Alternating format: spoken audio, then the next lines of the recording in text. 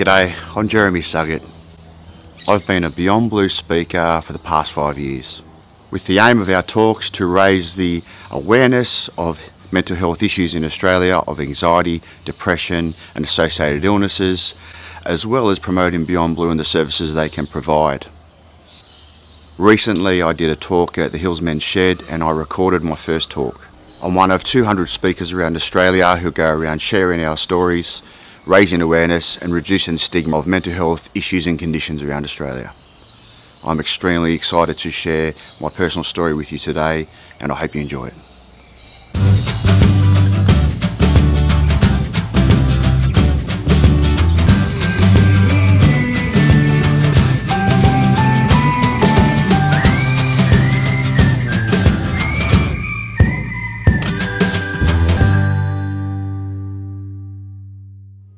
Okay, thank you.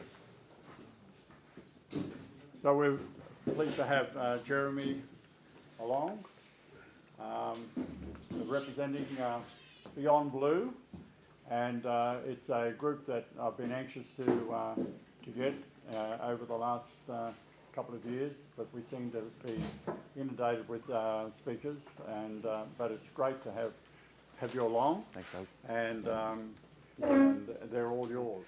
One of the reasons that I'm involved with Beyond Blue, obviously Beyond Blue is for a not-for-profit organisation which is focused on anxiety and depression, raising awareness and breaking down the stigmas associated with that. It's very nice to see a friendly face, Colin.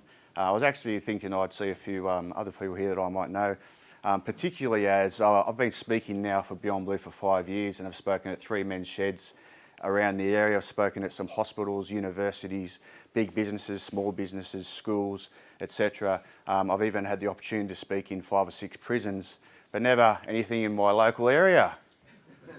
I played soccer over there for all my childhood and then into my, as an early adult, so it's a very special place to me, this part of the world, so it's very nice to come here and speak to you all and hopefully give some good information, and I expect some tremendous questions from you all too.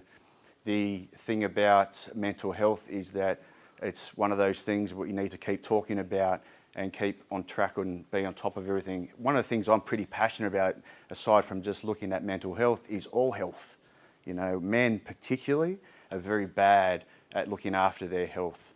One example I can give you about that with myself is over the last 12 months I've been suffering a few different little ailments with my throat.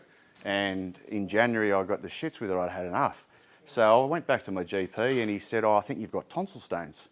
So I went to see my ENT surgeon 2 weeks ago and he said, your tonsils have got to come out. So on the Friday I ripped them out. So I'm 12 days post-op right now, so if my throat goes, I apologise. But my point to that is I don't let things manifest. I work on a scale with my health and with my lifestyle of a percentage system, right? So when we're 18 to 25, say as an example, we're buzzing, everything's good, we're on autopilot. You don't have to think about anything. You go out and party and drink, you get up the next day at 7 o'clock and feel like nothing's happened. Let's call that 100%. I'm always striving to get to 100%. Fixed. Right? We're very good at getting things fixed, but not so much ourselves. And I think that's the point about why I do what I do, particularly for men in general. In Australia right now, there are approximately 1 million people suffering from depression and approximately 2 million people suffering from anxiety. When we look at those numbers, that's 1 in 6 females and 1 in 8 males will experience depression in their lifetime. When we talk about anxiety, those numbers obviously go up. That's 1 in 3 females and 1 in 5 males will experience anxiety in their lifetime. Now, it doesn't take too long to figure out, if you're to look around in this room, that, and I know for a fact, there could be some people here suffering some form of anxiety, some form of depression, some form of trauma. Doesn't mean anything bad, it's just the numbers don't lie. And if you look in a group like this, there could be a few people here. The hard thing from there is, could it be someone you know, a friend, a family member, someone who you used to work with, or even someone in your social group? Someone out there could be suffering, and what are we going to do about it? We have to do something about it. We have to start talking about how we are in a general health population. Now, I'm not saying if the end goal here is vulnerability, you know, let's just back it up a little bit. Let's have a starting point here with that the end goal, and say something like, you know, how are you, mate? How's things going? I know noticed you haven't been yourself lately. Like people that are coming here regularly, if someone stops coming, do you check up on them? Yeah, excellent. And you know, if someone's here and you can see a slight change in the mood, is it worth just asking, hey, is everything all right, mate?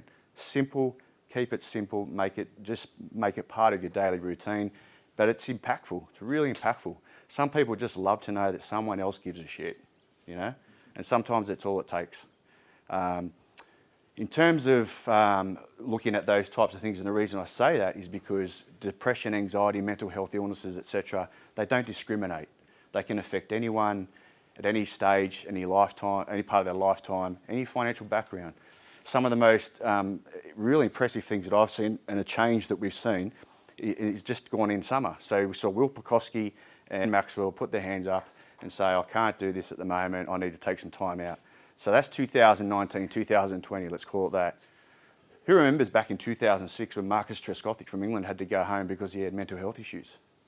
I like to not focus on the negative point of that, as opposed to how positive the change has come in such a short period of time, that we now have young cricketers, a 21-year-old, who's just got a call up to the Australian Test team, being comfortable and in a position to put his hand up and say, I don't feel like I'm ready to do this, I need to step away. To me, it's quite powerful and a big thing, because you have to imagine, these guys are built on ego and they're built on they're indestructible and they're powerful and nothing can break them. Hold on, I'm not feeling great. Another good example of that was Lance Franklin a couple of years ago.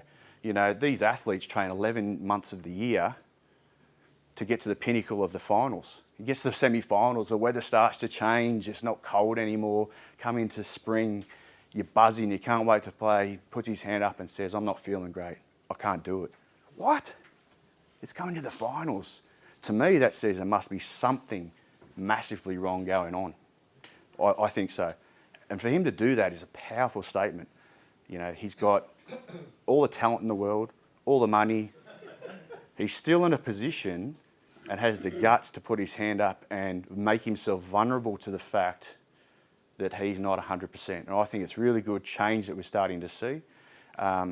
Things when we talk about it, you know, what are we talking about when we talk about depression? Is anyone here like me follow Parramatta Eels? We'll have a chat later, but just so we know, that's not depression. It's pretty bloody close. Depression, though, as we know, and look, you can tell I don't take myself too seriously. I take the content seriously. I try not to take myself too seriously, because otherwise we'll all sit here and wallow in self-pity, won't we? Depression is a serious illness, obviously, and there's lots of different ways to define it and different symptoms that people might have. Some people might be tired. Some people might be sleeping too little, too much. They may have withdrawals from the things that they normally do. There's lots of different symptoms that you can look at of what people do. Essentially, the way, if you were to go see a GP, and I encourage everyone to have a GP and a good GP, is if you go see a GP, they'll say it's a period of about two weeks or more at least of feeling down, not yourself, and generally losing interest in the things that you typically enjoy. And that one there is the key one, which I try and hit home to people. If you stop doing the things that you really enjoy, that's alarm bells. Right there is alarm bells, you know, because you have to think, people start going out this, they've got this network like this, or this world like this, and they start going this, bing, bing, bing, bing, bing, bing. As soon as people become isolated and start living in their own little shell is when trouble starts and starts to manifest, and things become really bad really quickly. So I like to tell people, if you're losing interest or people around you losing interest in things they really enjoy, that's alarm bells right there. And anxiety is a completely different sort of spectrum, but can really halt you in your tracks.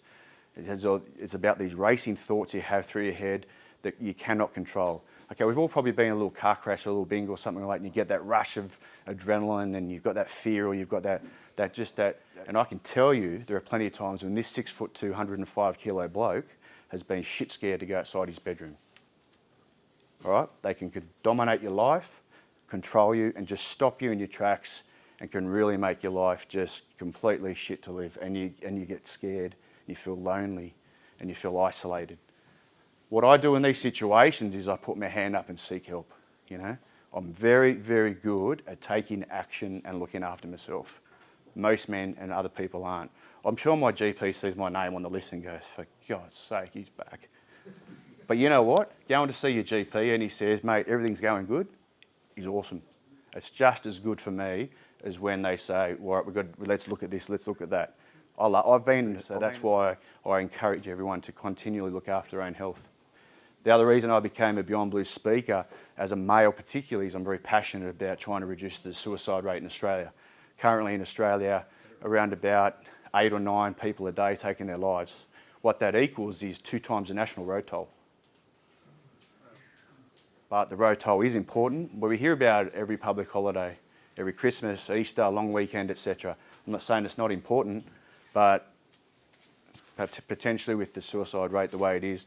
And look, I'm not saying we can save everyone or get to everyone, but if we can get the message across and just get one of those people thinking, shit, I'm not 100%, I'm going to go do something about it, you know, we're on the right track. And I think we are. I think we're making good headway. Having been doing this for 5 years, I've seen a lot of changes in the way mental health and mental illness is discussed, and it's something that I'll continue to do. In your generation, it's very typical now that loneliness creeps in, and I was reading the other day something on loneliness, that 1 in 4 adults are lonely, which increases in depression. And there's an actual study they did with Swinburne University, and one of the things about that is because we are a social being, people are social. That's why, you know, you guys sit in here and doing this and making the things, just turning up and chatting is unreal. Like, I love it. It's the best thing you can do. It's the best thing you can do for your own health and well-being, and also for those around you. You may not think of it in terms of that, but just being active and being social and keeping our minds active is unreal. So, you know, continue doing what you're doing. It's fantastic, and I applaud you for that. Now, just the other thing that I do is I tell you a little bit about my story. I grew up in this area, like literally just down the road here in George Mobbs Drive. I was there till I was 5 or 6. We moved to Perth.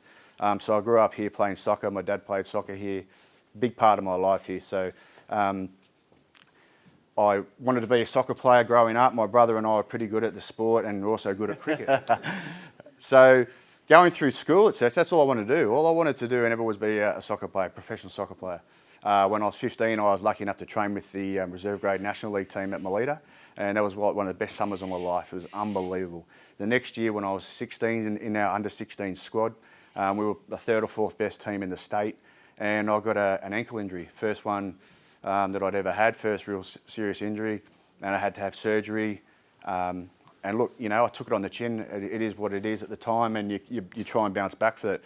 At the time, it seemed okay for me, because going into year 12, you focus on the HSC, and you go through that and do the HSC and whatever. The next year, I didn't get into uni that I wanted to get into. Things started to change, things started to happen, but I knew that I had to get back to playing football. So I went up to Hills United, where Laurie McKenna was. I don't know if anyone knows Laurie, but he's a wonderful Scotsman and an advocate for football in this country. A really good mate of mine. I was there training with him, and I was also going to TAFE. Now, where all things started to change and how I know, and this goes back to my self-awareness, is anyone here a morning person? Like, love getting up early, just you're buzzing, ready to go? I know Colin will be. You know what it's like. You wake up early, ready to go. Someone could ask you a question, you know, the most difficult thing, you could just rattle it off without even thinking. I went from being like that to struggling to get up before 9 o'clock. And then when I did get up, I was tired. And then I'd be tired during the day. And then I'd come home and I'd be tired. I had no energy. And I went through this process for a while. At the same time, when I was at football with Laurie, etc. And look, you know, I had a little bit of ability, not much, but I was all right. Laurie took me aside one day in his broad Scottish accent and said, "Don't think your head's in it, pal." And as an 18-year-old, I didn't quite understand what he meant. But it was good for me that he said it, and he let me go from there. And it was probably a good thing for me, and I didn't care. So that's the other thing. I used to kick a soccer ball 2 times a day. I'd be out training all the time. I used to love training. I lost complete interest in it. Again, losing interest in something you love. I lost complete interest in soccer. I did not care. I went from being a morning person to being tired and sleepy all the time, lost interest in a sport I loved. Something's got to be wrong. I went through that for 8 months before I did anything about it. And a lot of people sometimes go, wow, that's wrong. Some people suffer for 20, 30 years and don't do anything about it. I actually don't mind being here presenting and talking. I can tear strips and give my all to you guys because it does not bother me one bit. It's just the same as having diabetes, being a celiac, having asthma, whatever. It is what it is. You take care of it, move on. So what I do, I went to see my GP. I had a really good relationship with my GP. Some of you probably remember Dr. Roger Bower-Williams. I had he's a Welsh doctor. He was in the British Army. Fantastic sense of humour. I went to see Roger and we just started breaking down things and going through things. And it's really good that I've got this group because you remember those things called cassettes that went in the video player? Yeah, you little beauty. Sometimes when I talk to the kids, they just look at me like this. YouTube. So all they had back 20 years ago was that, and so scenarios from the pharmaceutical companies that you have different scenarios, this, because obviously there's social anxiety, there's like seasonal adjustment disorder, and then you've got depression. So anyway, you try and watch these videos and say, oh yeah, a bit of this, bit of that. So I went back to him and saw him and he said, oh, I think you're suffering depression and anxiety. And I just stood up and gave him a hug and I was like, yes, what the hell is that? I don't know, 20 years ago. But to me, it didn't matter because it just reaffirmed that I was right, that there was something that was there. I didn't really give a shit what it was, but there could be things that could happen or we could do things to rectify it. And we started to do that. And part of that process for me was getting back to playing sport, getting active again. Really important to be active. And I encourage you guys to be as active as you can. It's fantastic. Being as close and around your family as possible. All those different things that are special to us, do them as much and as often as you can. So I did that and I just went back and played club soccer with my mates and had one of the best years, had the most fun I ever had, and I started the path to recovery. Went to uni the year after that, and then I got back into playing a decent level of state league soccer. And then when I was 24, I got hit with another ankle injury which completely finished me. I had to retire. I basically haven't played since then. I had 7 ankle operations between the age of 24 and 31. And the last one was one that really changed my life and really helped me out because otherwise I was looking down the barrel of limping for the rest of my life. And again, being a persistent, dogged, and unfortunately for me at the time also got chronic pain from that, which I had for 4 or 5 years. But also on the positive side of that, I did a triathlon, a long distance triathlon on one leg. I started to do well in my business world. I worked for a big medical device company and I was successful in doing and achieving things there. At 31, I thought, really, I'm a glutton for punishment. I love punishment. I'm going to start my own business. So anyway, that's what I did. I went through that and, look, and with the pain, the chronic pain I had, again, I used my stubbornness and my persistence to push through that. And after 4 or 5 years of dealing with that, I got on top of that. I got back to being really fit again when I was 34, 35, and I was enjoying life so much. I hadn't enjoyed it for about 10, 11 years. And then when I was 36, I got hit with 2 autoimmune diseases in the same month. Psoriasis and psoriatic arthritis. I don't know if anyone knows anything about those. Very similar to rheumatoid arthritis, etc. And again, I went through the process of, all right, here we go. What do I do to fix this? Now, I went through that difficult period with that, relatively comfortable, and seeing the right people. I see 2 or 3 specialists still today. Now, I don't tell everyone this and I don't go through my story, and I'm not particularly good at sharing my information about that because to me, it's just part of life.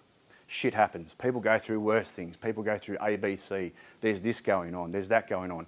What's important about it is the acknowledgement that everyone goes through what they go through. The difference is I take action. I do something about it. I communicate with people, hey, I'm not doing well. The challenges that a lot of those different things had on my mental health and well-being was huge. But at the same time, I've got a wonderful support network around me. Wonderful. Have for 20 years. I started doing videos and putting them on YouTube, and one of the first things I did was an interview or a chat with one of my best mates. For 20 years champion, but what a mate. He's been there for 20 years through the roller coaster. And it's so important. And part of that has come from me being so open about it and being able to articulate and be open and ready for that. And it doesn't take long for him to know something's not right. So, just little things like that and just changes in behaviour. He'll know that there's something going on or something not right. Go through it, go through the process. There's been times, I've never really been suicidal, but there's been definitely times when I've been in some dark, dark places. I don't mind telling you, I've driven along sometimes before and thought, if that truck was to come and crash into me right now, I wouldn't give a shit. So what do I do then? It's alarm bells. I'll tell you this, one time I had that thought. I turned my car around, went straight back to doctor's office up here at Castle Hill. They said, sorry, your doctor's busy. I sat there for 5 hours and waited. Why? Because I knew there was something wrong. I need to do something about it. Right there and then, right there, bang. Obviously, one of the things I talk to people about when something's not going well or something's not 100%, what do? Triple O. If someone's threatening to take their life, you call Triple O. Lifeline, all these different areas. Aside from that, the only thing we can do is encourage people to seek support from places like a GP. First port of call, GP. Try and talk to people. If you're genuinely concerned about someone, just try and talk to them. Like I said, keep it really generic and really simple. If you go for a coffee, go for a coffee. If you come and do work, and I reckon men operate the best standing side by side chatting. Yeah? You'll drive in a car and have the best conversations like this. Women love to be face to face, men side by side. And I don't know why that is, probably because we just don't like the look of each other. But that's the best way that we communicate. Now, getting back to my support team and why I say that's very important, we've just had the Australian Open in tennis, and you talk about these individual sporting stars around the world in, Formula One racing, car driving, golf, tennis, etc., boxing. And Ash Barty is a great example of this. She always says, my team, we are, my team and I. She knows 100% she cannot be successful and she has that going around her and that's successful. So if the elite and the best of the best are doing that, why aren't we? And what's wrong with us and running on the best? And they can't be their best. And I don't know if you have an opinion or whatever you think about Nick Kyrgios, it doesn't really matter. But recently he's actually said, yeah, I think I do need a little bit of help. And I've started to put these structures in place. And I think we've seen a change in him, not just his behaviour, but also his performances and his realisation about his ability, his on-court behaviour, what he's like in life, all these different things. And I think that's just as important. So that's, essentially all I wanted to come and say to you guys today. And I just want, to take away from me, if you're struggling yourself, put your hand up, reach out to someone, check out the Beyond Blue website. There's some really good stuff on there. And if you at all need to talk to people here, talk to people. If you're concerned about a mate, let them know. Just keep it as simple as that. Hey mate, I've noticed you haven't been yourself lately. Are you okay? But I want to really congratulate you guys. It's really exciting to be at the Hills Men's Shed, being a Hills boy. And the stuff you do here is fantastic and it's really good for your well-being. Keep it up and let's go. Yeah.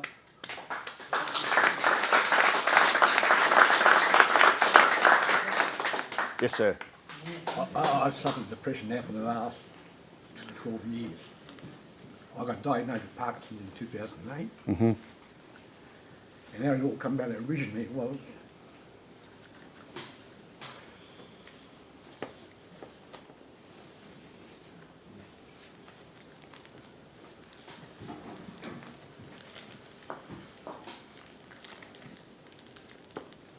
It's all right. You're all right. It's all right.